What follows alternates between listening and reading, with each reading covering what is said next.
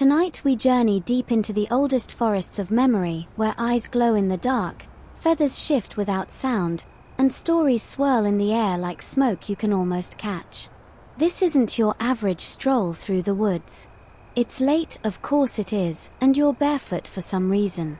There's moss underfoot, damp and chill, and the stars are so bright they hurt your eyes.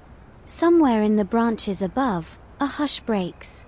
A pair of eyes, yellow and steady, open without warning. An owl. And not just any owl. One that has been watching, waiting. Not to pounce, but to speak. You feel it in your chest more than hear it, a sound that isn't quite a hoot. It's older than language, rounder than words. It says, "Come closer. Let me tell you what happened before memory had a name." Yeah, no big deal. You probably won't survive this, but hey, worth the story, right? So, before you get comfortable, take a moment to like the video and subscribe, but only if you genuinely enjoy what I do here. Drop your location and the local time in the comments. I'm always curious where these stories land. Now, dim the lights, and let's ease into tonight's journey together. The owl watches you. You watch back. And slowly, as if drawn into a dream, you realize this creature has always been here. Long before books, bedtime, or even speech, owls were the first to spin tales. You crouch, feeling the moss soak through your clothes. The owl blinks. You, it seems to say, are late. You follow. There is no trail, but somehow your feet find the way. Branches move aside like curtains, and the deeper you walk, the more you understand, owls don't just live in forests. They are forests. The silence they bring isn't empty, it's pregnant with memory. Thousands of years ago, no, more, you would have been curled beside a fire. Shivering. Hungry. Terrified of the wolves howling outside your fragile shelter of sticks and hope. But there was another sound too, quieter. The gentle questioning rhythm of owl wings gliding overhead. A low hoot drifting across the dark like a lullaby from something that wasn't afraid of night. That sound meant you weren't alone. Archaeologists have uncovered Paleolithic paintings with birds of prey etched into the walls. Some say owls, some argue eagles. But you know better now. Look closely at that stone carving. Round head, forward-facing eyes, a look that knows. Historians still argue whether these birds were drawn as symbols of death or guides to wisdom. But what if they were both, and what if they were also the first bedtime storytellers? You sit by a prehistoric campfire now, somehow. The smoke curls up toward a starless sky. An elder, face cracked like dry earth, lifts their hand and points to the treetops. You follow their gaze. A barn owl lands silently on a branch. No one gasps. No one panics. This is normal. Expected. The elder starts to speak, but their words are soft, nearly drowned by the owl's rhythmic call. The two blend, voice and hoot, until it's impossible to tell where one ends and the other begins. The story? It's about a girl who fell into a ravine and came out knowing the language of mushrooms. Totally relatable. You lean closer. The owl leans too. You learn something. Owls don't just tell stories, they start them. Think about it. They appear only when the world is quiet enough to dream. Their calls echo, then vanish, leaving you with questions. What did that mean? Who were they calling to? Why now? It's like getting a text from the void that just says. And you answer back with stories. Owls, you notice, are built for this role. Huge eyes that don't move in their sockets, giving them that permanently interested stare like a therapist who's not charging by the hour. Their necks rotate freakishly far, 275 degrees, if you're counting, so they can always keep an eye on the plot twist. One quirky tidbit: some owl species have asymmetrical ears. One is higher than the other, letting them triangulate sound in 3D. Basically, they've been rocking surround sound since the Ice Age. Makes sense they'd be into storytelling, right? Their whole body is a listening device. You lie back on the moss. The night is thick. A second owl appears, then a third. You don't speak their language yet, but you feel it forming in your mind. It's not made of words but shapes, curves and loops and shadows that spiral around you in tail-like forms. A hunter, a moon, a forgotten name. Somewhere, a wind stirs and the leaves rustle. The owl shifts and you know, just know, it's waiting for your part. For you to share something back. A memory. A fragment. Maybe the time you got lost in a mall as a kid and imagined every mannequin was alive. That counts. Because that's the deal. Owls tell stories, but they want yours too. They always have. You return to your feet, a little dizzy. Ahead, the forest grows darker. The trail changes. The owl lifts off, slow and silent, like an idea forming mid-dream. You follow again, barefoot and blinking. You step into a grove where time is soft, and the trees part like breath. And you realize something else, this isn't just about bedtime. It's about survival. When the world was unknown and probably trying to kill you, no offense, world, the owl's voice was a signal. Not of danger, but of watchfulness. You weren't alone. Someone, something, was paying attention. Even now, in your bedroom with your phone on 3% and a pile of laundry you're heroically ignoring, the owl's hoot means the same thing. I see you. I've got a story for you. Stay awake, just for a little. Then rest. You walk deeper into the forest of stories, and the ground changes under your feet, softer now, padded with centuries of leaves that crunch so quietly it feels like they're trying not to wake someone. Overhead, the owls are quieter too. Watching. Waiting. Through the darkness, a flicker of orange light appears ahead, wavering like a mirage, but warmer. You follow it. And suddenly, you're not in the forest anymore. You're in a cave. A real one. Walls slick with soot and old drawings. There's a fire, crackling just enough to keep the shadows dancing. And there's a group of early humans here, huddled, wide-eyed, wrapped in fur, and absolutely not vibing with the howling wind outside. You kneel beside them. One turns to look at you.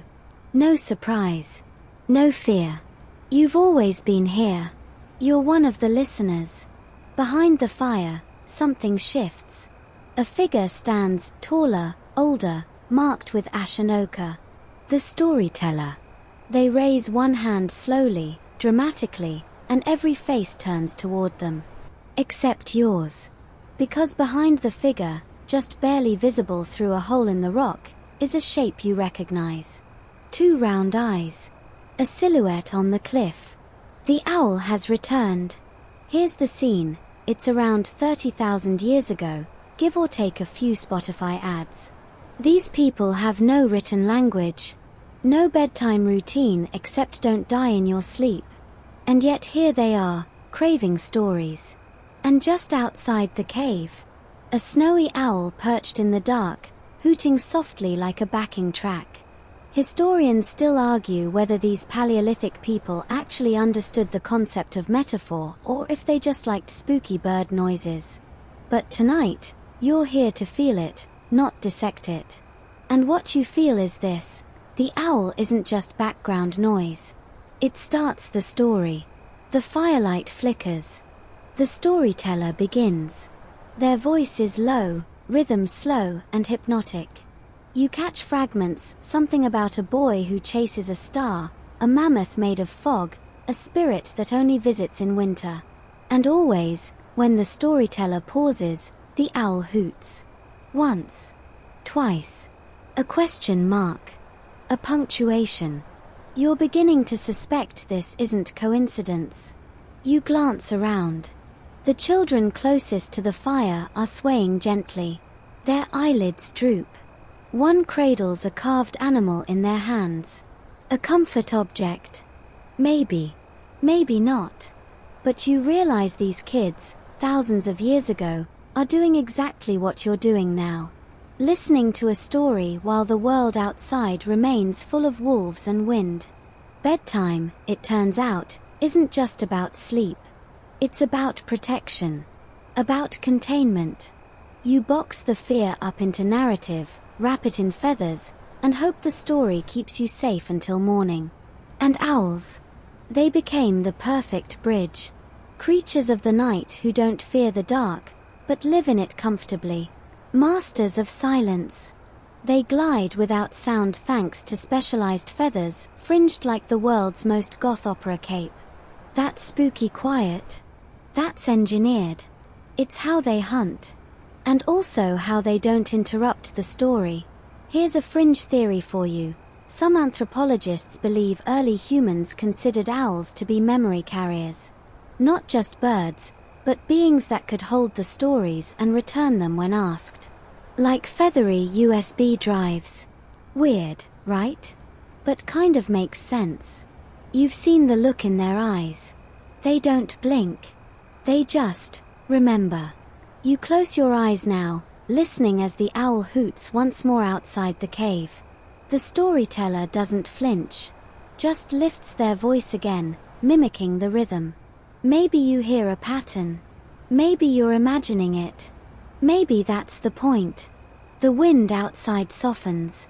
The fire dies down to a low hum. The children are asleep. The adults are nodding off too. The owl doesn't leave, though.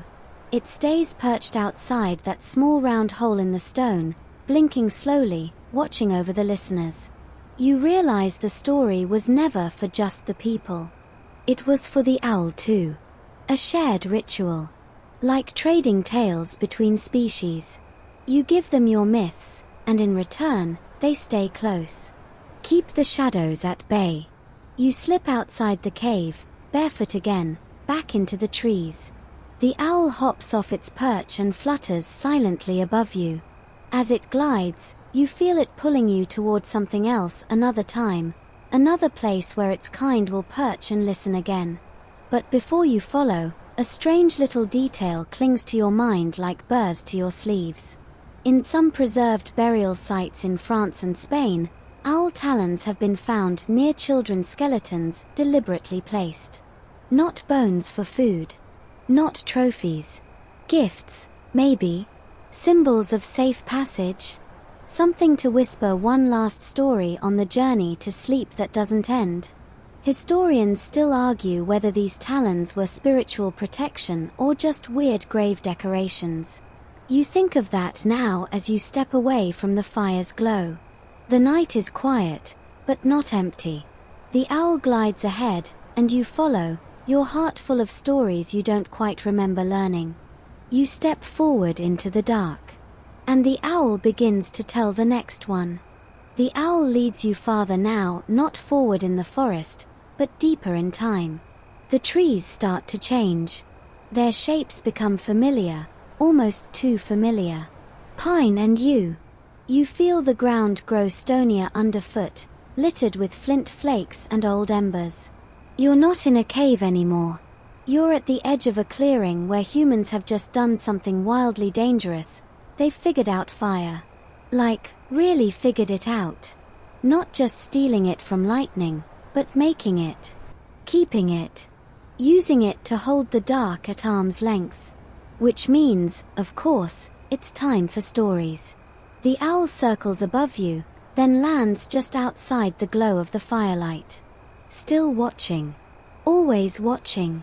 You settle near the flames, where someone has stacked a ring of stones to keep the fire from wandering away like a bored toddler. And there, in the flickering warmth, stories unfold, not just told by voice, but cast onto walls. Shadow puppets. A pair of hands rises, silhouetted against a rock wall. Fingers stretch and bend, forming the shape of a deer. Then a bear. Then, of course, an owl. The group murmurs. There's a reaction. Recognition. You hear laughter.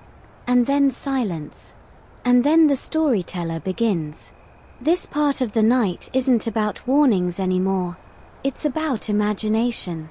Now that the wolves are a few feet farther from the door, and bellies aren't entirely empty, people have space to dream. And what better symbol than the owl? Even then, you suspect, they were known for more than just hunting.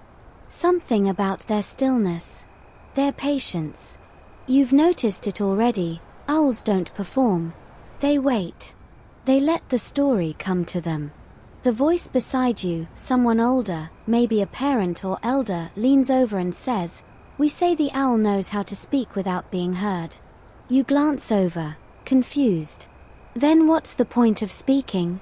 "To make you lean in," they reply. Touché. Here's a neat fact that slips into your lap like a warm stone. Some owl species have feather patterns that look like faces on the back of their heads, built-in back of the head intimidation. Scientists think it's meant to trick predators, but ancient humans? They probably saw something else, an animal that sees both ways. One eye on the future, one on the past. Which makes them pretty solid metaphors for stories, doesn't it? The fire pops. Sparks leap into the air like exclamation points. Someone jumps. Another child giggles. The owl doesn't move. That quiet shadow on the edge of the circle is as much part of the performance as the hands making animal shapes. And the owl knows it. It's always known. You get the sense that the owl didn't ask to be a symbol, it just showed up to eat some mice and got dragged into the theater of human meaning-making. Classic case of wrong place, wrong century. And yet, here it is. Watching the firelight flicker across eager faces, absorbing stories, maybe even telling a few with the rustle of its wings. You start to see how this works. Owls don't just live in stories. They set the mood. They are the original ambient soundtrack. Think about it. Even now, a bedtime story with an owl in it feels different. A little wiser. A little older. A touch of mystery and just enough menace to keep things interesting. Here's a quirky bit of trivia. In some African tribal traditions, owls were considered witches in disguise, not metaphorically, like a spooky animal, but literally, like don't make eye contact or grandma's going to hex your soup. That blend of fear and respect, exactly the mix owls thrive in. They live on that line. Too elegant to be monstrous. Too uncanny to be cuddly. The shadows on the wall shift. The storyteller's voice rises. The hands flicker and blur. For a moment, the shadow owl lifts from the stone and flaps its silent wings across the crowd. Everyone gasps. You do too. But no one says a word. Then, the owl at the edge of the firelight hoots once, soft and slow, and suddenly the performance ends. Just like that. Curtain call. The spell is broken. You glance around. Everyone looks different. A little older. A little more tired. Like they've aged during the story. Or maybe just learned something. It's hard to tell. But you know what's coming next. Sleep. Because that's the pattern forming now in your mind. Fire. Story. Owl. Sleep. It's a rhythm. And once humans figured out how to control fire, they didn't just use it to cook meat or chase off predators. They used it to build that rhythm. And owls. They slipped into the beat effortlessly. You rise, brushing ash off your legs, and follow the owl again. It doesn't fly far, just beyond the last embers of the fire and back under the trees. You walk behind it, not bothering to look back. The clearing is already fading, shrinking behind you like the end of a dream. You realize, it's not about the stories themselves. It's about the shape they form in the dark. A safety net. A cocoon. A lullaby carved from feathers and flame. The owl stops ahead.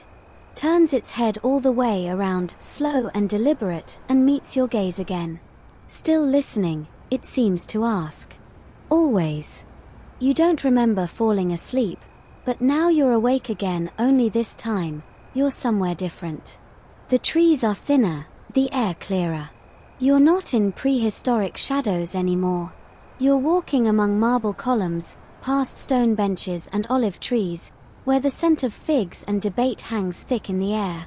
Athens. Ancient Greece. The birthplace of philosophy, democracy, and that one guy in sandals who always insists on asking just one more question. And as if on cue, someone approaches you in a robe, linen, flowy, a bit too confident.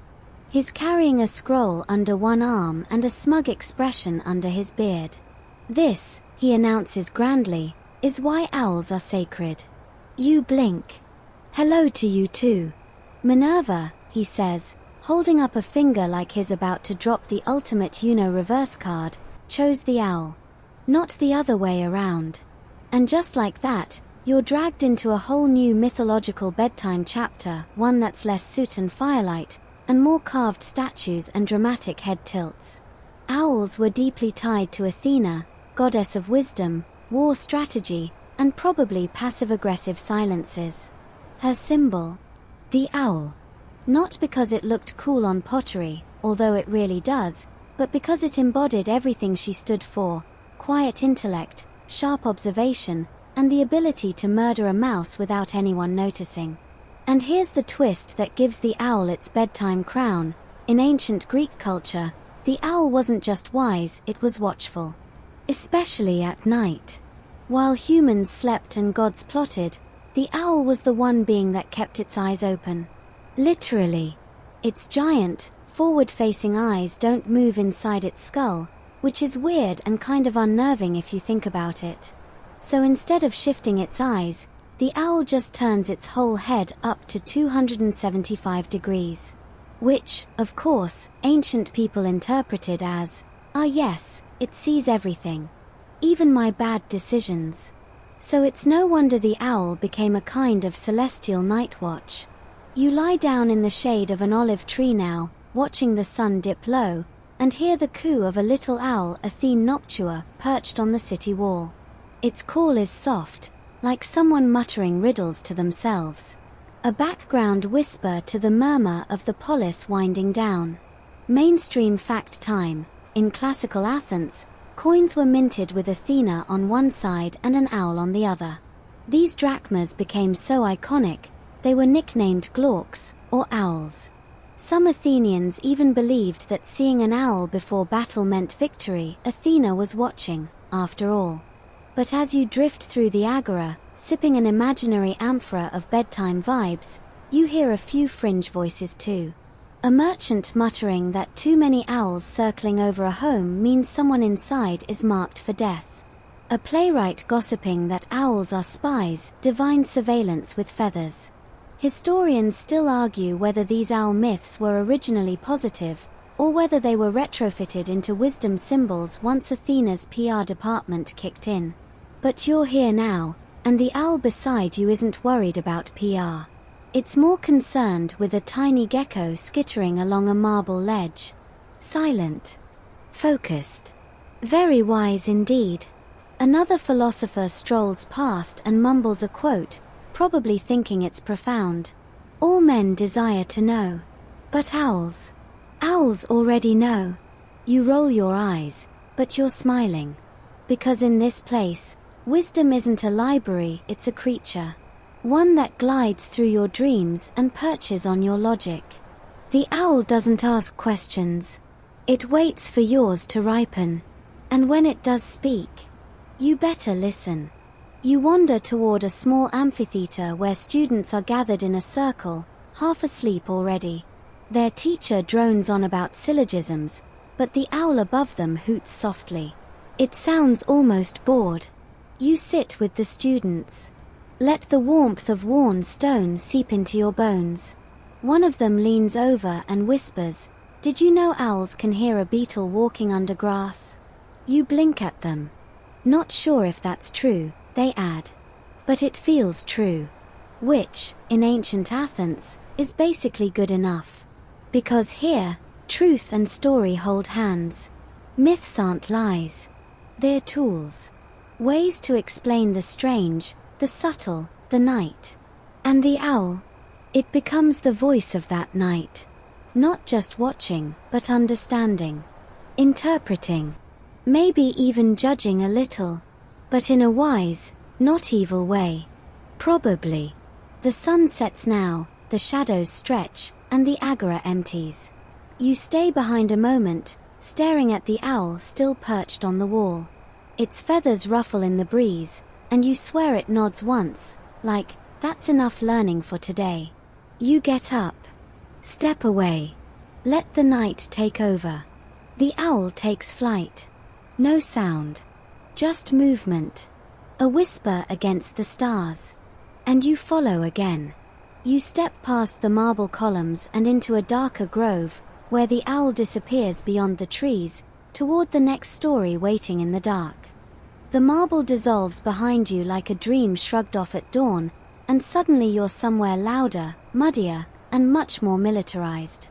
The owl is still with you, but now it perches atop a wooden beam, watching the camp of Rome stir restlessly beneath the rising moon. You're standing near the edge of a Roman outpost. Canvas tents rustle. Soldiers sharpen blades that have already seen too much. And there's a sense in the air, not quite fear, but something cousin to it.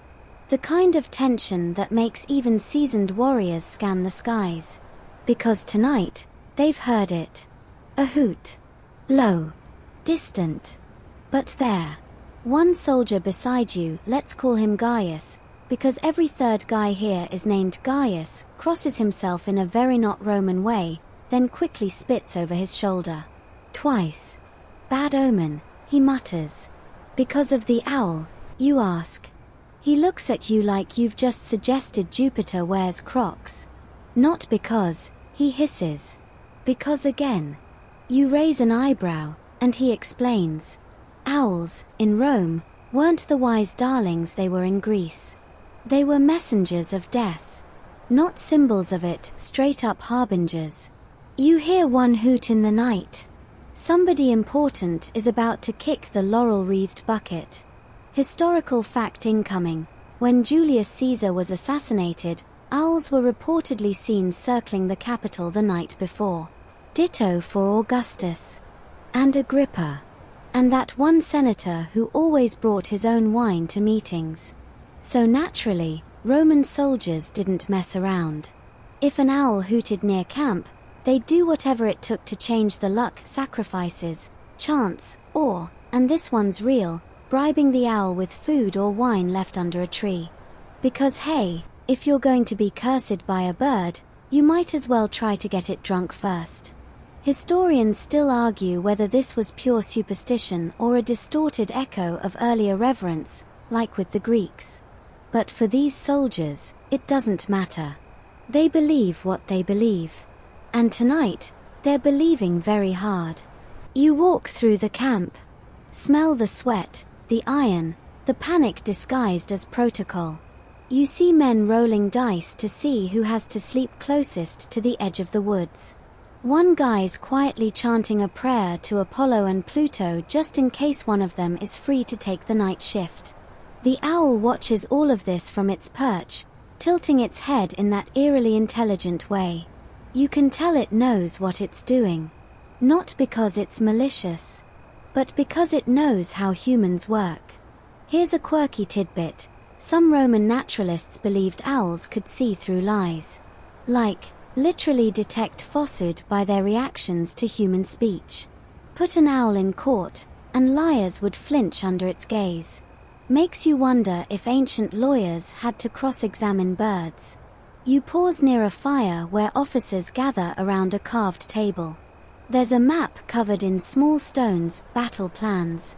One of them notices the owl, and everyone immediately stops talking.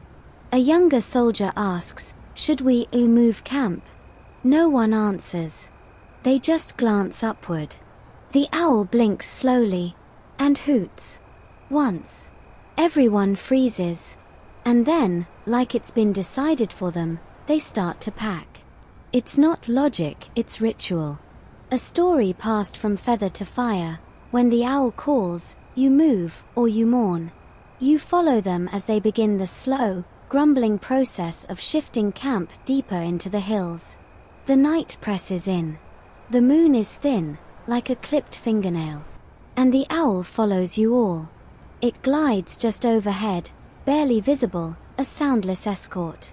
And somehow, even though it brings dread, it also brings focus. The soldiers, jittery moments before, are now sharper, more alert. Something primal has kicked in. The story, the owl's story, has taken over. You sit with one of them after camp is set again. His older, face like cracked leather. He tells you the same story they all know, that owls fly only when Hades opens a window. That they travel between worlds, hearing what mortals were never meant to hear. But I don't hate them, he says, staring into the fire. They warn us. That's their job. And you nod. Because you're starting to understand something bigger now. Owls aren't just part of bedtime stories, they are the ones who make sure the stories are told in time. Their hoot isn't a curse. It's a call to listen. A reminder that life's fragile, and sometimes the only way to process that is to turn it into a story. So even here, among hardened warriors and superstition-soaked rituals, the owl isn't banished. It's respected. Feared, sure, but also heard. And in the end, that's what all storytellers want. The owl lifts off again, wings spread wide. You stand and follow, stepping once more into the shifting dark, where soldiers fade into mist and the campfire flickers away behind you. Ahead, a sea wind brushes your face. You hear waves crashing. The owl's story isn't finished yet. Now the scent of sea salt and cold iron fills your nose, and your feet are planted on something unstable, wood planks shifting beneath you. You're on a ship. Not just any ship, but a Viking longship, its prow carved with snarling beasts and shields lashed to the sides like teeth. The owl. It's already here. Perched high on the curved prow, feathers ruffling in the ocean breeze, it looks completely out of place. Too calm. Too silent for a crew of axe-wielding Norsemen shouting over waves. And yet no one shoos it away. No one dares. You sit low in the hull, among coils of rope and dried fish. The warriors around you murmur in Old Norse, but you somehow understand them. That's just how dreams work. They're telling stories. Not out loud exactly, but through glances, shared silence, the occasional grunt. Because this isn't a raid. It's a funeral voyage. There, in the center of the boat, lies a man wrapped in furs and chainmail. Eyes closed, sword across his chest. Someone important. The kind of person whose story doesn't end with silence, it ends with a ceremony. A myth. A memory. And the owl. It's the guide. Here's a historical fact for your night-logged brain. In Norse mythology, owls weren't always front and center, but birds of prey held deep symbolic weight. Ravens for Odin, eagles for warriors. Owls, though? They were the quiet ones. The watchers. The listeners. Not flashy, but ever present in folklore, seen as spirit travelers who could navigate between Midgard and the misty lands beyond. And you can feel that now, as the wind picks up and the boat rocks harder. The crew doesn't shout. Doesn't panic. They're waiting for the owl to fly. That's the sign. When it lifts into the sky, the soul can follow. You glance up. It hasn't moved. Yet. An elder beside you leans close and says, "We tell stories so the dead don't get lost." You nod. You believe him. There's a kind of ritual here, not just lighting the body, not just pushing the ship out to sea. It's in the tale they weave together, piece by piece. A boy who became a man who became a myth. A warrior who fought off raiders. A father who taught his daughter to braid rope and throw axes. And the owl is listening. Holding space. A younger man across the deck clears his throat. He speaks up, not in challenge, but in remembrance. Tells a story about the time the dead man wrestled a bear. In his underclothes. And won. Everyone laughs, the way you do at funerals, because sadness and absurdity always hold hands. The owl tilts its head. A pause. Then, finally, wings spread. It lifts into the air. The warriors rise. Hands steady. They push the ship from the fjord's edge into deeper waters. Flames crackle on the pyre.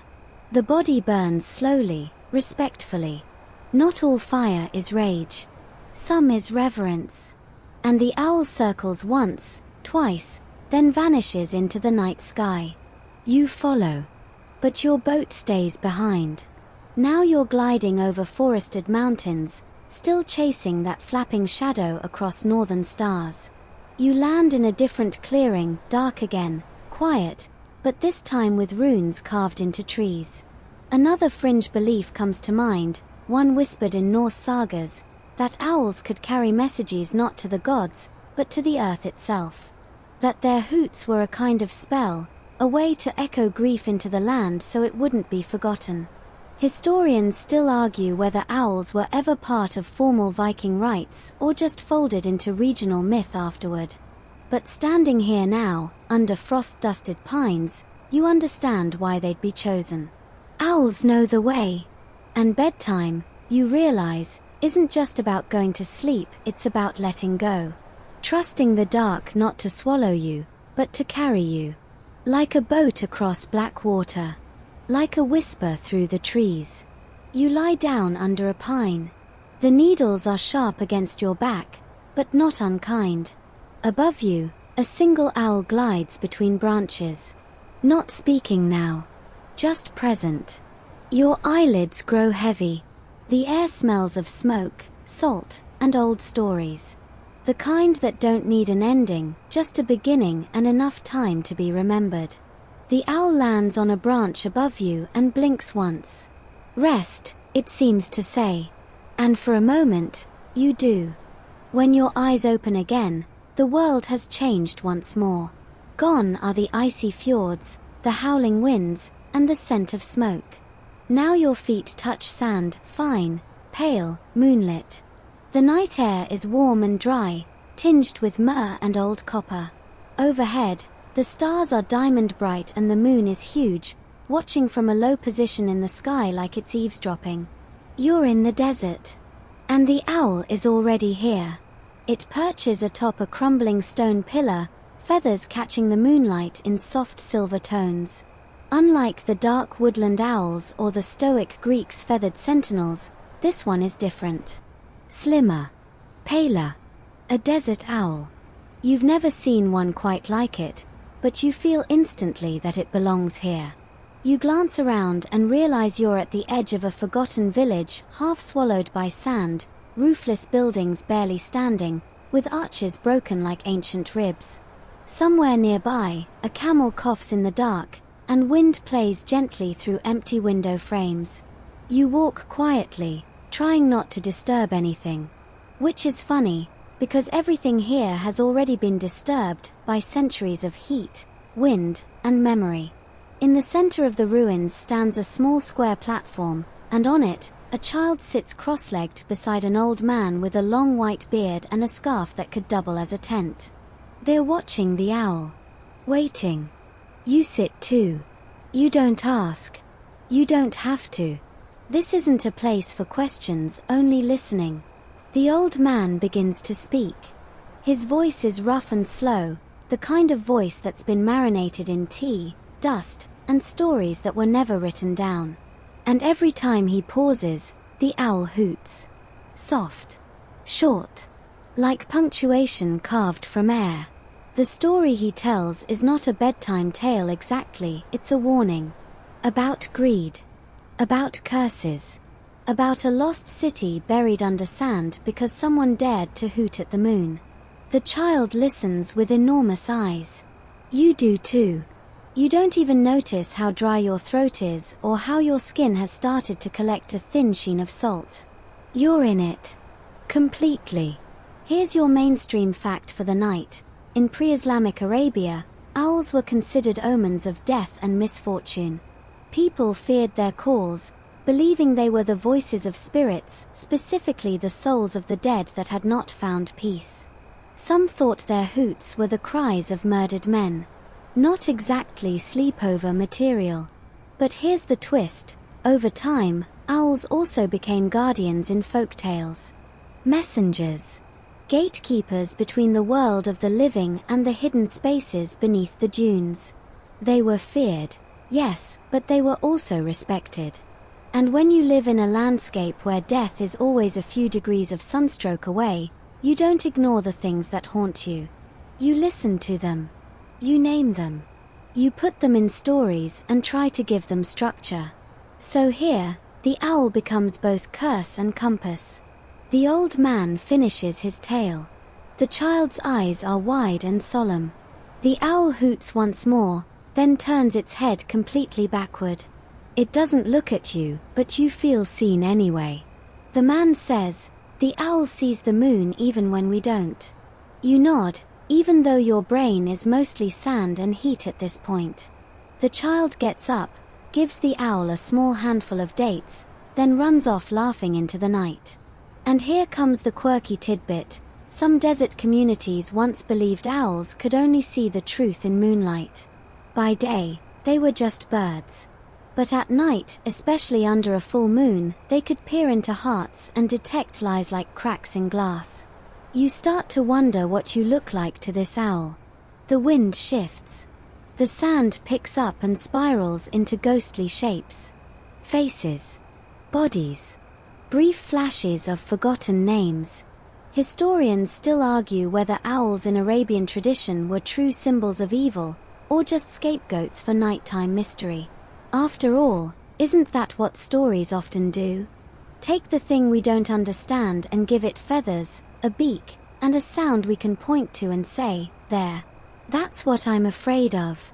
You rise and follow the owl as it lifts from the pillar and glides low across the dunes. Its wings don't flap. It floats like a hallucination. Like a memory you're not sure is yours. You trudge after it, barefoot, of course. Your footprints vanish behind you in seconds. Ahead, the owl lands beside a smooth black stone in the sand, partially buried. It hoots once. Then twice. The sound echoes as if the dunes themselves are hollow. And you get the sense that something here is waiting to be remembered. Maybe it's a city. Maybe it's a name. Maybe it's a story no one has told in 1,000 years, waiting for someone brave enough to listen. You touch the stone, and in that instant, everything goes quiet. Not silent. Just expectant. The owl perches beside you and closes its eyes. Not asleep. Just, done for now. You lie beside the stone, head against warm sand, and watch the stars. They seem closer here. Too close, like you could reach up and nudge one. Your eyelids grow heavy again. And as you fade, you hear the owl call once more. Not to you. Not to the moon. But to something deeper, buried beneath the story. When your eyes open this time, the desert heat has vanished, replaced by damp stone and flickering torchlight. You're underground, though it doesn't feel like a prison, it feels like a secret. The air smells of wax, parchment, and something faintly herbal, lavender, maybe, or something meant to keep mice away from ancient scrolls. You brush sand off your elbows and look around. You're in a medieval monastery. Candle flames tremble along the walls. Wooden beams groan softly above you, and from somewhere deeper in the dark, you hear the unmistakable rustle of feathers. The owl is back. This time, it sits atop a high lectern, right next to an open book the size of a kitchen table. And beneath it, hunched over the page, is a monk with ink-stained fingers and a brow furrowed so deeply it might need its own confession. His writing. Slowly. Carefully. In Latin, of course. Because Latin is just what happens when monks have too much time and not enough vowels. You creep closer. No one notices. That's the magic of this place, everything is wrapped in silence, like velvet over glass. Even your thoughts feel muffled. You glance at the page and read a few words. They don't translate easily, but the message is clear enough. This is a bestiary, a collection of animals, both real and completely unhinged. Lions, griffins, unicorns, and right there on the page, freshly inked in exquisite black and gold. An owl. The monk pauses, dabs his quill, then adds a detail. The owl avoids daylight because it cannot bear the purity of the sun. You blink. Because while that sounds poetic, it also sounds judgy. You squint and reread the section. And yup, there it is. The owl is being used as a moral lesson. A metaphor for sinners. Mainstream historical fact: in many medieval bestiaries, owls were symbols of sin, sloth, and willful ignorance. The logic was creative. Because they hide from light, monks claimed, they must also hide from truth. They became spiritual warning signs. And yet, here's the contradiction: they also show up in monastery margins wearing tiny reading glasses. Literally. You glance at another page and there's an inked sketch of an owl holding a scroll, perched on a scribe's desk like some feathery editorial assistant. So which is it? Sin or scholarship? The answer, of course, is yes. Here comes a quirky tidbit to file under: medieval monks had way too much time. There were debates, not short ones, about whether owls cried tears when caught in sunlight. Some thought it was guilt. Others said it was rage. One particularly dramatic theory insisted the tears were ink, spilled in shame. You're not sure which is better, honestly. The owl looks down at you now from the lectern. Not blinking. Not judging. Just waiting. You turn to the monk and whisper, "Do you actually believe that?" He doesn't look up. "It's not about belief," he murmurs. "It's about memory." You wait. "We write what's remembered. Even if it's wrong." You nod. That makes sense in a place where truth and myth sleep in the same bed, with ink-stained sheets. Historians still argue whether the owl's image in medieval texts came from earlier pagan beliefs twisted by theology, or if monks just genuinely had it out for night birds. Either way, they couldn't seem to stop drawing them. You step away from the lectern and wander deeper into the library. Shelves loom around you, filled with books so old they creak in protest when your eyes land on them. You run your fingers along their spines. Each one is a story. Each one, a whispered prayer to be remembered. You find a small reading alcove. Sit. Wait. And sure enough, the owl follows. It lands beside you, closer this time. Close enough that you can feel the movement of air as it settles. And for a moment, the owl looks old. Not in a physical way, but in a cosmic, aching kind of way. Like it's tired of being misunderstood. You reach out gently. Don't touch. Just offer your hand, palm up. The owl doesn't move away. It just watches. And you realize something that feels too big to say out loud. The owl isn't just a symbol here. It's a survivor. It's been through every version of the story. Revered, feared, rewritten, rebranded. It watched from cave walls, flew over Greek temples, perched near Roman generals, circled Viking pyres, and now, here it sits, beside ink that both damns and honors it. The story doesn't always flatter the owl, but it always includes it. And maybe, in some quiet way, that's immortality. The candles begin to burn low. The books seem heavier now, as if they're starting to sleep too. You stand, brush dust from your clothes, and step softly through the cloister's arches. Outside, the moon is full and hanging low over mossy stone. The owl lifts from the alcove and flies again, this time without pause, leading you out of the monastery and into another night. You follow, heart quiet, thoughts thick with ink and feathered ghosts. The stone arches dissolve behind you as if they were made of breath, and you find yourself walking uphill through mist. A bell tolls in the distance, soft, slow, the kind that doesn't demand attention but gently tugs it. This time, the air is colder. Not ancient cold, like Viking fjords, but more modern. Recent. There are cobblestone streets under your feet now. Oil lamps flicker along walls built from crumbling brick. You're in the 18th century, maybe early 19th, somewhere English. Foggy. A little judgmental. The owl. Already waiting. Of course. It perches on the edge of a wrought iron fence, head cocked, eyes glowing in the lamplight like twin lanterns from another dimension. You're in a town, but not a bustling one. A small village, where chimneys puff quietly and windows glow with the soft amber light of bedtime rituals. Curtains drawn. Slippers by hearths. Mothers reading aloud by candlelight. Fathers snoring too early in chairs built more for collapsing than sitting. And somewhere above it all, the owl watches. Again. Always. You find your way into one of the houses. Nobody notices. Nobody stops you. That's the rule now, you're just a breeze in the narrative.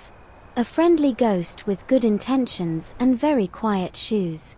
Inside, a child lies tucked beneath a heavy quilt. On the nightstand, a candle, a mug of milk, and an old book with a cracked spine and a title that includes at least 3 unnecessary commas. Beside the bed, an older woman, probably a governess, definitely has opinions about posture, reads aloud. Her voice is clear but rhythmic, with a sing-song cadence sharpened by decades of well-behaved bedtime enforcement. And just as the young prince wandered into the woods, he heard a hoot, she says, voice lowering slightly. Not an ordinary hoot, mind you, but the kind that sounds like it knows more than you ever will. The child's eyes widen. You lean in. You know what's coming. Because by this point in history, the owl has graduated. No longer just a symbol of death, or wisdom, or sin. Now it's a literary device. A harbinger of magic. A narrator's favorite pet. Mainstream historical fact. In the Romantic and Victorian eras, owls became symbols of the supernatural. Poets like Wordsworth and Tennyson featured them as lonesome sentinels of mystery. Night birds full of sadness and knowing. Owls drifted from folklore into literature like smoke slipping under a door. And it stuck. You walk past the governess and glance at the page. There's a hand-drawn illustration of an owl in a tree, eyes wide, wings cloaked around a glowing orb. A child in the corner of the page stares up in awe. The child in the bed does the same. This owl doesn't bring death or judgment, it brings adventure. It's the first sound before the magical woods open, the guide through mystery, the start of a portal. And here's a quirky tidbit. Early children's books often gave owls ridiculous names like Mr. Whiffle or Professor Hootington, equal parts librarian and magical uncle. It's an identity crisis, sure, but it's better PR than feathered omen of doom. You step outside again. The town is darker now. Quiet. The kind of stillness where clocks tick too loud and floorboards settle like they're sighing. And that's when you see it. The owl has moved to the schoolhouse. Inside, a teacher left papers on her desk.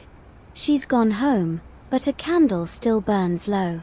And on the chalkboard is the start of a story, half written. Once upon a time, deep in the woods, there lived a creature who knew every secret ever whispered after dark. The owl sits just above the doorway, as if it's been grading the work all night. Historians still argue whether this shift in owl symbolism, from feared to fantastical, was driven by the rise of romantic literature or by the slow domestication of mystery itself. But you're starting to see a pattern. Owls become what we need them to be. In dangerous times, they're warnings. In mystical times, they're messengers. And in sleepy, firelit Victorian villages, they're invitations. You walk past shuttered shops and sleepy pubs. Hear the crunch of your own feet on gravel. Then, in the shadow of an old church, you spot something odd. A small plaque, half buried under ivy. You clear it off gently. The engraving reads, "Here lies Hetty Holloway, storyteller, and friend of owls. 1789 to 1852. You don't know her.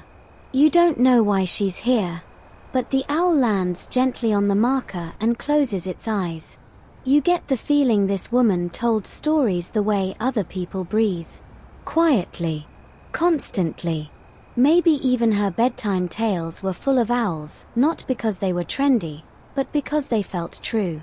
You sit on the cold stone bench nearby and look up at the owl, now framed against a sky blurred with fog and chimney smoke. It hoots once, softly, politely, like it knows people are trying to sleep. And for the first time in hours, you yawn. Deep. Long, honest. There's something comforting about this time period. The hearth. The stories. The fact that people feared darkness just enough to respect it and filled it with owls to keep it company. You lean your head back. The bench isn't soft, but your eyelids are. And just before they close, you hear the governess again, finishing the tale back inside. And when the owl called a second time, the child followed. Not with fear, but with curiosity. Because some stories only open when you're willing to walk into the woods. You smile. And then you sleep. You awaken to the sound of creaking wood and something bubbling. It's not the forest, not a crypt, and definitely not a Victorian parlor. You're in a cramped room that smells like ink, dust, and just a hint of cabbage stew left on the stove too long. There's a typewriter clacking away in the corner even though no one's sitting at it. This is the 20th century now. Early to mid. The age of paperbacks, radio dramas, and bedtime stories read from pages that bend and fold instead of crackle and flake. You step to the window. Rain patters softly against the glass. Outside, a city glows faintly, streetlights, neon signs, distant trains. Somewhere between 1940 and 1970, give or take a jukebox. And the owl? You spot it across the street, perched on a lamppost, soaked in golden light. Its head swivels mechanically, left, right, down. Watching a city that doesn't sleep very well anymore. This is a different world. Faster. Louder. Kids aren't afraid of the dark the way they used to be, they're afraid of air raids, electricity bills, and the kind of monsters that don't wear horns but ties. Still, the owl remains. You walk through the room. There are books scattered everywhere. Some leather-bound, some pulp. You spot names you know, Bradbury, Le Guin, Dahl, Sendak. Each one touched by an owl, in one way or another. Here's your mainstream historical fact. In the 20th century, especially post-WWII, owls surged in children's literature and media.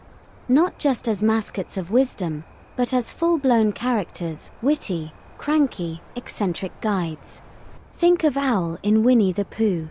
Professor Owl from Disney's educational shorts. Archimedes in The Sword in the Stone. They weren't frightening. They were endearing. And in a world fraying at the edges, people needed something endearing. Something steady. Something old, familiar, and a little bit weird. You sit in a cushioned chair. A radio nearby hums to life, static clearing just in time for a bedtime story to begin. A gentle voice speaks. Mid-Atlantic accent. Calm, clipped, but cozy. Tonight, children, we'll hear about a magical owl who lives in the attic of a city museum, only coming to life after closing time. You close your eyes. Let the voice wrap around you like a hand-knit blanket. And here's your quirky tidbit. In 1950s America, several small-town libraries hosted Owl Hour, storytime events at twilight where kids sat in darkened reading rooms lit only by fake candles and listened to owl-themed fairy tales. Sometimes, librarians wore owl masks. Sometimes, they didn't explain that part to the kids ahead of time.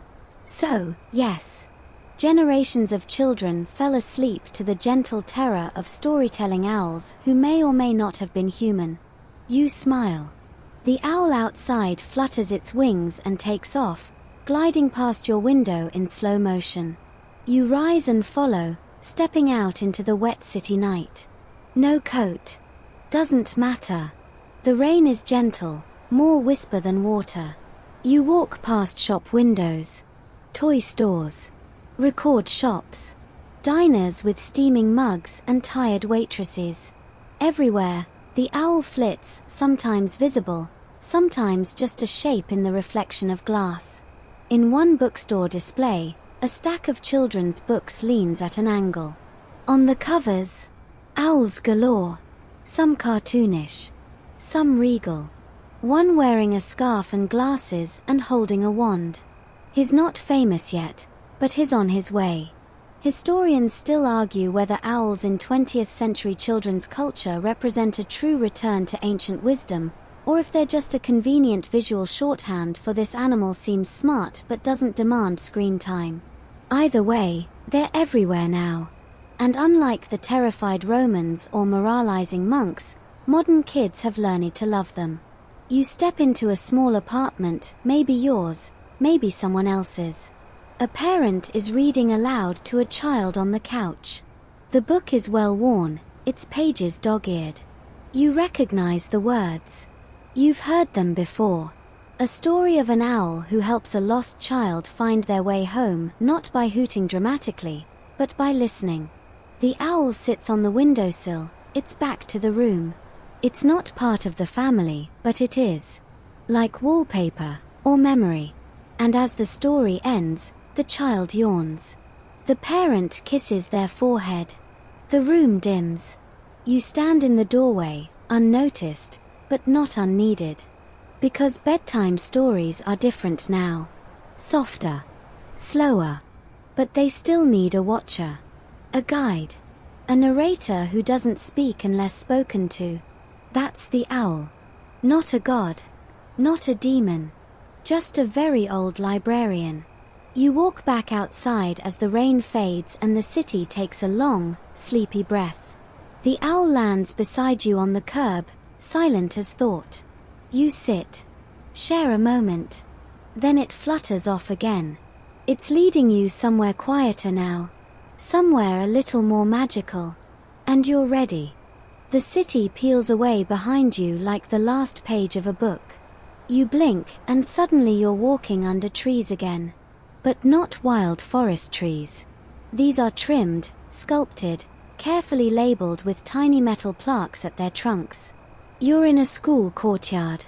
Not a stiff Victorian one, but a modern school, early 2000s, maybe.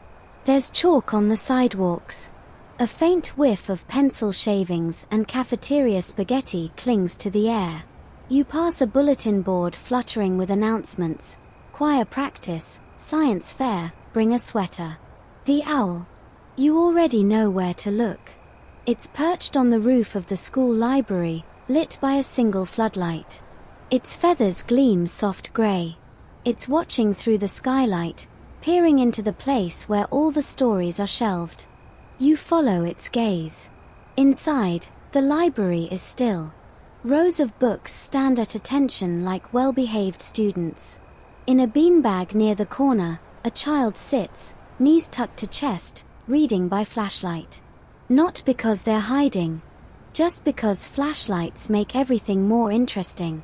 You peer over their shoulder. The book. You've seen it before. It has a lightning bolt. And an owl on the cover. A snowy owl. You know the one. Mainstream fact time. The release of Harry Potter in the late 1990s, and particularly Hedwig, the snowy owl, sparked a global owl obsession. Pet shops in England reported a spike in owl purchases. Conservationists panicked. Children drew owls on every flat surface. For a few years, the owl became the it animal of bedtime stories. Not just symbols now. Characters. Friends. Sidekicks. Letter carriers. You walk deeper into the library. See more books with owls on the covers, fantasy series, science guides, even manga. There's one titled Owls, Night's Secret Keepers, with an owl wearing a monocle. A new generation, it seems, doesn't just listen to owl stories. They identify with them. You find a shelf marked Myths and Folklore. A whole row of owl tales from around the world. Each one painting them differently.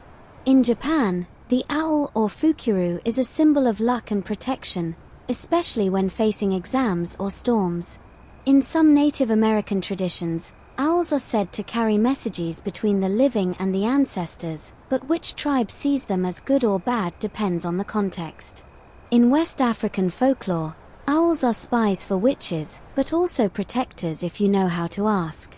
Historians still argue whether this global spread of owl symbolism in modern youth culture was driven by literature or by the internet's bottomless need for mascots with big eyes. Either way, it's working. You turn a corner and find a reading circle. Empty now, but earlier today it was filled with first graders giggling at an owl named Olivia who gets stuck in a lunchbox and learns about sharing. On the wall, a handmade banner in marker and glitter glue. Reading is a hoot. You try not to groan. But it's charming. You let it pass. Here's your quirky tidbit. Owl-themed children's programming in the early 2000s exploded. Shows like Franklin, Little Bear, and Pocoyo all featured wise owl characters, some serious, some slapstick. One Canadian show even had an owl that rapped. It was deeply unsettling, but unforgettable. You glance back at the child in the beanbag. They've fallen asleep, book still open on their chest. The owl remains on the skylight above, unmoving. And you realize something. Somehow, the owl has become bedtime's patron saint. Not the storyteller this time, but the guardian of the space where stories happen. It doesn't speak. It doesn't hoot. It just makes sure the quiet stays quiet. That the lights dim on time. That the dreams begin when the story ends. You walk to the back exit. The custodian gives you a nod without really seeing you. He has owl-patterned socks, you notice. You step into the schoolyard. Above, the stars are clearer. The world feels young again. And the owl flies. Not far this time. Just to the edge of the playground. It perches on the top of a jungle gym and waits. You sit on a swing, letting it creak beneath you, the way it did when you were 7 and thought monsters could smell fear and skipping pages in a bedtime story would jinx you for life. The owl doesn't hoot. It just watches. Letting you remember. Letting you rest.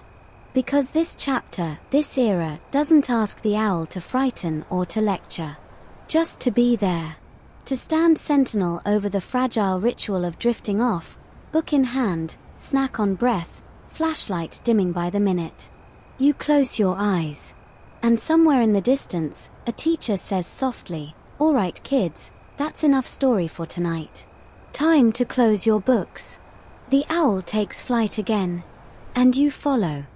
The swing fades beneath you like mist rising off a morning field, and you're airborne again, following the soft silhouette of the owl across a sky that feels wider now. You're no longer bound by cities or forests or time periods. The air up here smells like nothing and everything. The scent of paper, stone, smoke, rain, all blended into something that doesn't belong to any one place. Then you land. Not with a jolt, but like a breath being exhaled. You're inside a museum. Not just a museum, the museum of stories. You don't remember buying a ticket, but you're here now, and the owl is perched above the entrance like it owns the building. It probably does. Or maybe it's just the night guard. Soft lights glow from within. The floors are polished stone. The ceiling arches high, echoing your every footstep in a warm, respectful hush. You walk past exhibits that feel like dreams you once had. One display shows a Greek amphora with an owl etched onto its surface, Athena's gaze watching from behind ceramic eyes. Another case holds a Roman soldier's iron pendant, shaped like a barn owl mid-screech. Further on, a Viking carved amulet, smoothed by time, its lines forming wings. Next to it, a medieval manuscript opened to a full-page ink drawing of an owl perched over a sleeping sinner, ink feathers curling like smoke. This is it. The archive of every story the owl has ever been part of. And you're walking through its memories now.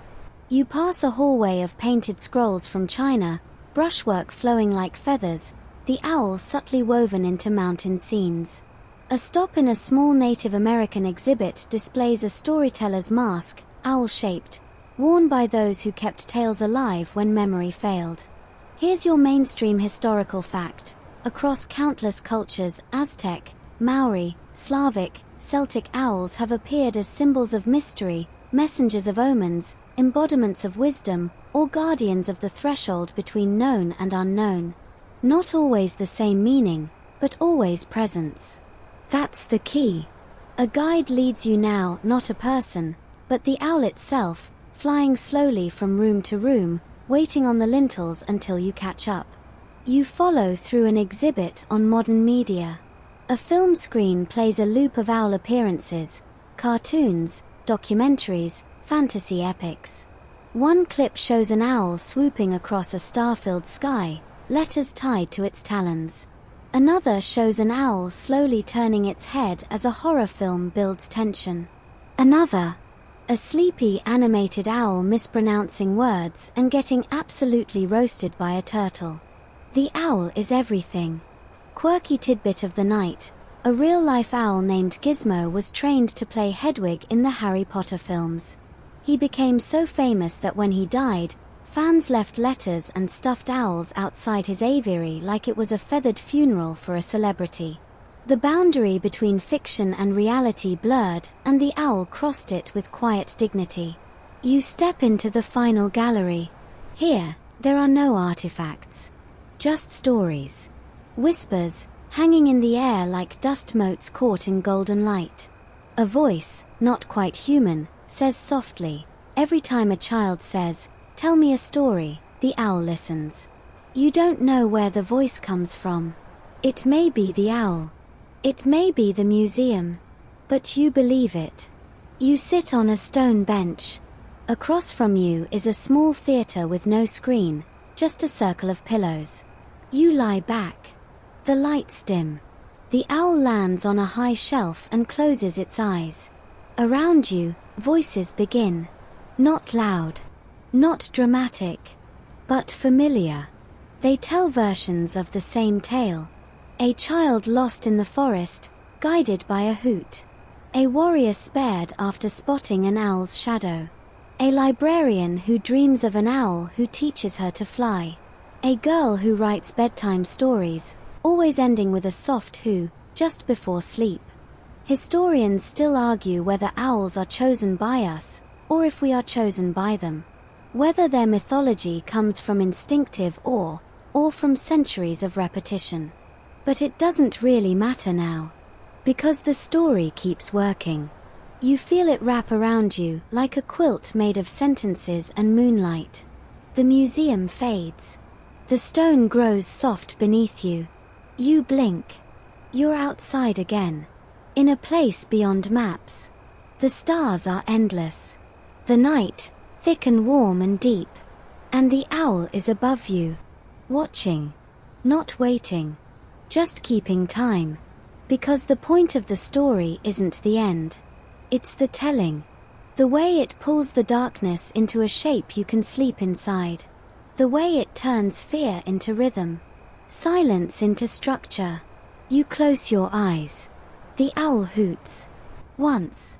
Not as a warning, but as a lullaby. You're floating again, this time not through time, but through memory, your memory.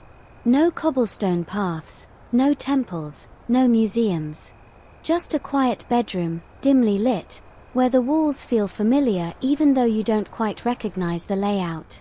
The windows cracked open to let in the summer breeze, and the ceiling fan spins above you with the steady rhythm of a heartbeat trying not to disturb the silence. The owl is here. It's not perched dramatically, not glowing or echoing through a dream. It's sitting on a bookshelf beside a lava lamp that hasn't worked since 2011 and a leaning stack of old books with bent covers and cookie crumbs between the pages. You sit on the edge of the bed. Or maybe it's a memory of a bed. Doesn't matter. What matters is what's waiting on the pillow. A book. With no title on the cover. Just a feather printed in gold. You open it. Inside are stories you forgot you even knew. There's the tale your grandparent made up on the spot when you couldn't sleep, involving a talking cat, a magic staircase, and a surprisingly detailed battle with a toaster. There's that one book you made your parents read every night for a year, even though they couldn't stand it and swore they were misplacing it. They weren't, you were hiding it under your bed. There's the school story you wrote in 4th grade where the hero was, of course, an owl named Sir Fluffington Hoot. You laugh. Quietly. The owl doesn't move. Mainstream fact time. In the late 20th and early 21st centuries, a psychological shift occurred in how bedtime stories were viewed, not just as a tool for education or moral guidance, but as an emotional ritual. Storytelling before sleep became recognized in child psychology as a stabilizer, a reliable closure to the chaos of the day.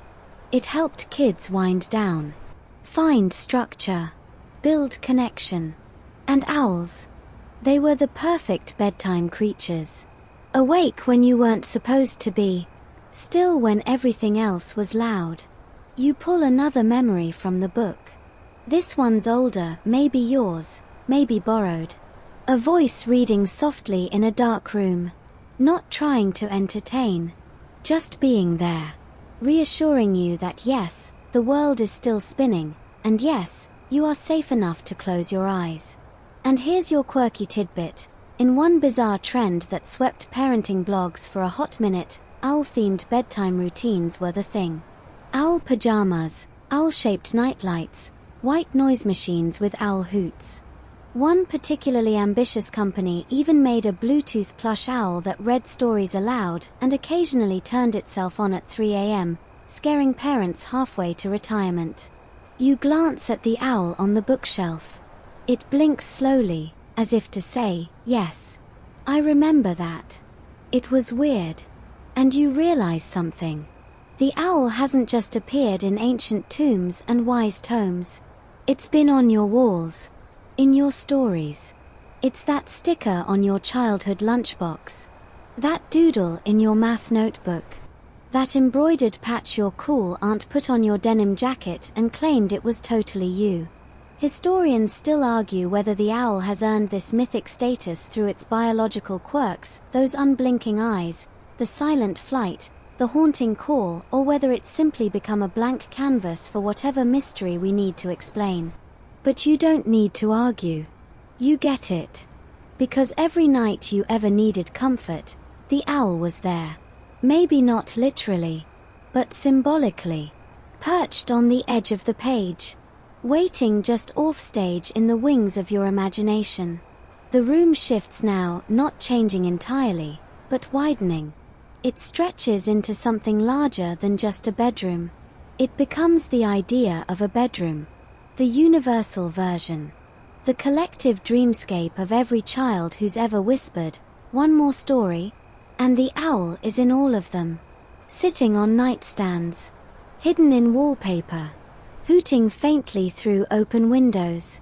Carved into headboards. Woven into dreams. Because even now, in the era of touchscreens and bedtime podcasts, the owl hasn't left. It's adapted.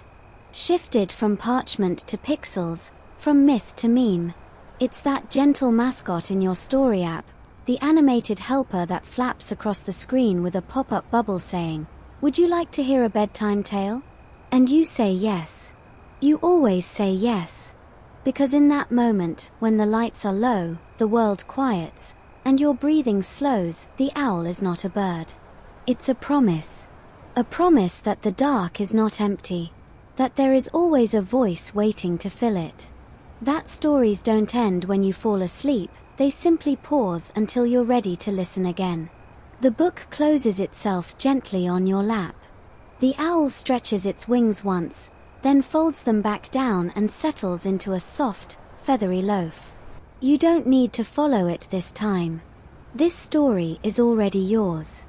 You're not quite sure when the room shifted again, but now the walls are soft with twilight, and the furniture is fading like memory. You're standing at the edge of something, maybe the last chapter, maybe just the part where the story breathes. The owl isn't beside you anymore. It's above you. Higher than the rafters, past the roof, drifting in a sky lit only by stars. No moon. Just that deep, infinite ink of night. And the stars? They're not random anymore. They're placed. Arranged.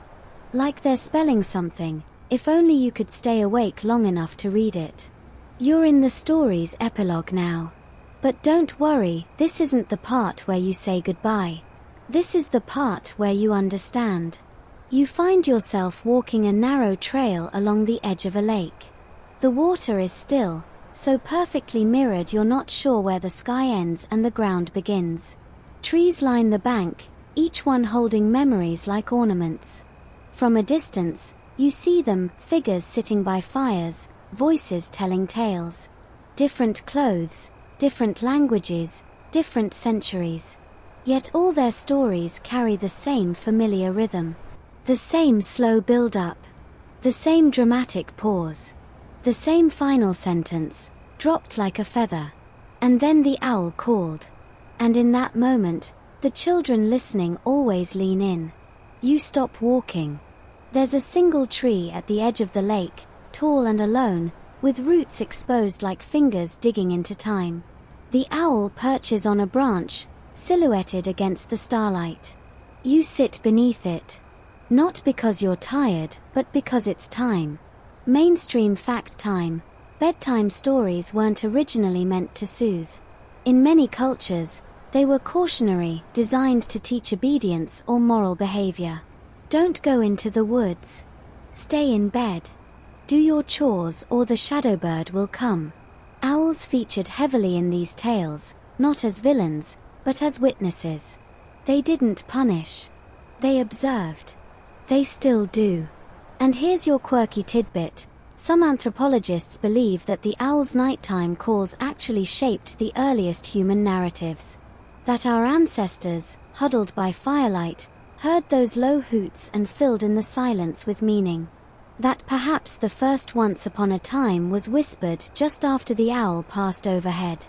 Think about that. Before alphabets. Before fire was tamed. Before words even made sense, the owl was already part of the conversation. And maybe that's why it still shows up. On cave walls. In holy texts. In cartoons and comics and school murals. It's not just history, it's muscle memory. Historians still argue whether the owl's mythic presence evolved independently in every culture, or if it's evidence of a shared psychological root, some primal recognition of that shape, that sound, that rhythm. But your heartbeat doesn't care about footnotes. You feel it. Like breath. Like gravity. The truth of the story doesn't need to be right. It needs to be real. And here, under this tree, with the owl watching and the lake holding the sky's reflection, it is real. You lie down in the grass. It smells sweet and earthy, like nighttime itself. Above you, the owl opens its wings. Wide. Endless. And you realize it's not just an owl anymore, it's every owl. The Greek one, the Roman one, the dusty monk's ink sketch, the fairy tale guide, the plush toy on your childhood shelf. They're all here. Layered. Folding into each other like feathers. And they all tell the same story. You're safe. You're heard. You are not alone in the dark. You close your eyes. Not from exhaustion, but from peace. And in the stillness, the owl does not hoot. It just is. You wake up not with a start, but with the kind of quiet awareness that only comes after a deep and perfect sleep. Or perhaps you never slept at all, maybe the dream just paused to let you catch your breath. This place is different. It's neither past nor future. Not really a location, either. You're in a room that could be anywhere. Your room, perhaps, or a version of it that exists only when the lights are low, the world is hushed, and your body has gone still but your mind is still gently wandering. The owl is here. Not looming, not guiding. Just present. It perches on the back of your chair like a punctuation mark. As if to say, yes, we're at the end. But no, the story isn't over. And it's right. Because the real reason owls were the first bedtime storytellers It isn't because of their silence, or their symmetry, or their excellent neck mobility, though, seriously, what is the deal with that? It's because they've always been exactly what stories need them to be: quiet, strange, a little unsettling, but comforting once you understand them. They're the shape of curiosity in the dark. They're the sound of something watching over you, not watching you. They're the perfect bridge between fact and dream. Mainstream fact: modern research in neuropsychology shows that bedtime stories, especially those shared aloud, light up the same parts of the brain that process empathy, spatial memory, and symbolic logic. That means when you listen to a tale before sleep, you're not just being entertained. You're literally rehearsing what it means to be human. And if that tale includes an owl, well, then you've got mystery and emotional regulation in a single feathered package. Here's one last quirky tidbit for the road. Some indigenous Siberian tribes believe that dreams are gifts delivered by animals. And the owl? It doesn't bring just any dreams. It delivers the ones you forget you needed. You walk slowly now, because there's nowhere urgent to be. You pass a mirror, but don't see yourself. Instead, you see flickers of all the other people who've heard owl stories. Children, elders, poets, soldiers, monks, schoolteachers, new parents up at 3 a.m., kids curled under blankets with flashlights. They're all there, still listening, still being held by the winged shape of night's gentlest voice. You pass a shelf. Familiar books rest there. Some you've read, some you haven't. One glows faintly gold. You run your fingers across its spine. The owl hops down to your shoulder, lighter than you expected. It doesn't dig in, just rests. Like a thought you're not quite finished thinking. You step outside. Or maybe you just imagine yourself stepping. The world feels big and quiet and soft. And now, as promised, here's your wind down. And now, you let go of the story, yes, but also of the tension in your shoulders, the buzz behind your eyes, the way your fingers curled with focus while listening. The owl is still here, somewhere nearby, but no longer guiding. It's just holding space. The way darkness does when it's not scary anymore. The way the final sentence of a story doesn't slam shut but leaves a gentle echo. Your breathing slows, deepens. One inhale, through the nose. One long, soft exhale. Like a page turning on its own. Around you, the world softens. Sounds blur together, the hum of your fan, the creak of your house settling, the low sigh of the day slipping out from beneath your skin. You feel it all loosen. Your thoughts no longer march. They drift. They wander. They stretch and fold like wings preparing for rest. The owl watches, not from the sky now, but from somewhere more subtle. The corner of your room. The curve of a sentence still lingering in your head. The soft dark behind your closed eyelids. You are safe. You are still. You are surrounded by the ancient shape of comfort. And though this story ends here, your dreams are already waiting, eager, curious, patient. So let go. Let the owl close the book for you tonight. Let silence carry you the rest of the way. Sleep well.